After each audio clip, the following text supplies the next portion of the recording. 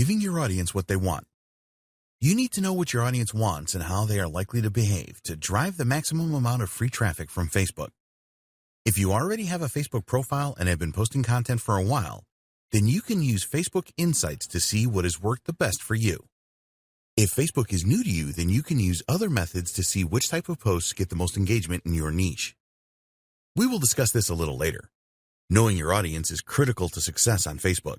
You need to know who they are, where they are, and what problems they have. Using Facebook Insights to find content that works. If you have posted content on Facebook for a while, then it is really easy to see what content your audience responded the best to using Facebook Insights. By doing this, you can then plan ahead to create similar and post similar content as a way to drive more free traffic from Facebook. Go into your Facebook Insights, and below the overview charts, you can see data on your last 5 posts. Then you can choose to look at the data for all your posts by clicking on See All Posts. You will be able to see the reach of each post and the levels of engagement. The engagement metrics you are most interested in are clicks, comments, shares. The number of clicks is definitely something that you want to take a good look at, as this is the number of users that clicked through to your website. There are a number of factors that can influence the number of clicks that a post receives on Facebook. The topic of the post, the description, the type of content, text, image, video, etc., the day the post appeared, the time the post appeared. We recommend that you use a spreadsheet here such as Google Sheets and add your most clicked posts to the sheet along with the information above, post topic, description, content type, etc. This will provide you with even more insight into what works the best. The aim with your Facebook posts is to get your audience to click, so don't skip this step. Knowing when to share your Facebook posts is very important. There's been a lot of research in this area, and the outcome of this is that posting on Thursday through Sunday at 9 a.m., 1 p.m., and 3 p.m. are the best posting times. This is general information, and you shouldn't take it literally. These days and times may not be the best for your target audience. You need to find out when your audience is around and post at these times. Facebook Insights will tell you when your audience is around.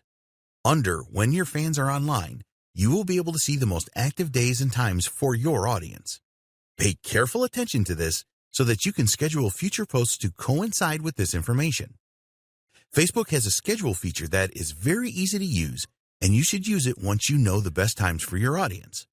All you need to do is set a date and time, and Facebook will post your content accordingly. Avoid using clickbait. You may think that using clickbait is a clever way to drive free traffic from Facebook, but they have been clamping down on these types of posts for a number of years now. How do you define a clickbait post? Well, these have a degree of sensationalism about them that really mislead the user. A couple of examples will explain this more clearly. Movie star forced out of nightclub by security. This post does not reveal the name of the celebrity and is therefore withholding information from the user. Use this one trick to lose 14 pounds in 7 days. This is just a misleading title. A few years ago, these kind of clickbait titles would have got a lot of clicks on Facebook. As a result of this, they would appear higher in user news feeds to get even more clicks.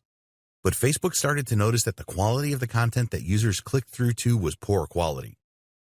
They did some user research and discovered that 80% of the time their users preferred to read headlines that actually helped them to decide whether they should click through to read a full article or not. Facebook then started measuring the time that users spent on the external page before they would go back to Facebook. The message is clear here. When you are creating your post for Facebook and you want users to click through to your website, don't use headlines that they will consider clickbait. You can do this by avoiding language that is exaggerated, misleading, and sensational. Tell Facebook users what they can expect when they click through to your website. This will help them to make the decision to click or not, and will keep you in Facebook's good books as well. When a user clicks through to your website, make sure that the content is related and that it is engaging. Keep them on your site as long as possible. Your website needs to have fast loading times and be optimized for mobile devices. You may think that this is obvious, but there have been thousands of examples where this was not the case, and there still are today. Forget about engagement posts too.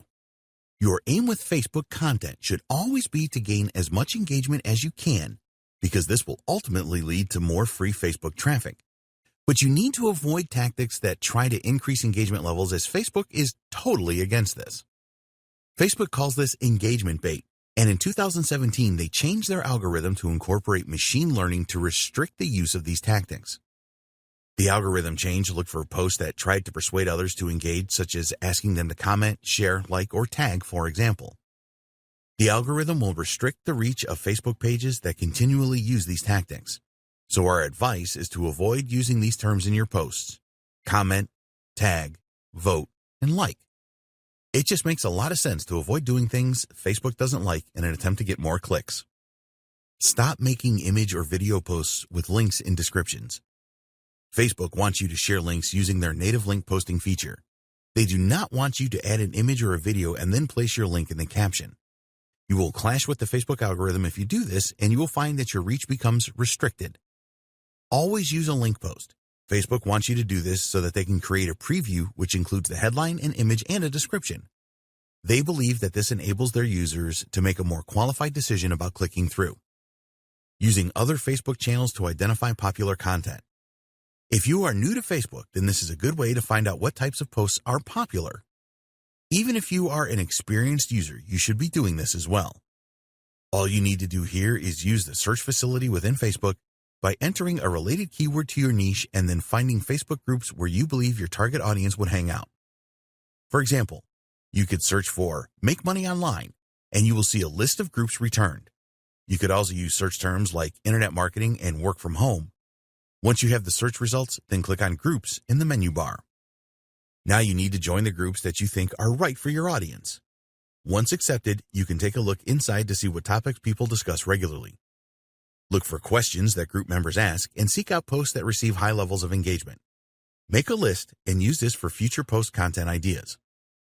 In the next video, we will discuss the types of content that really drive free traffic from Facebook.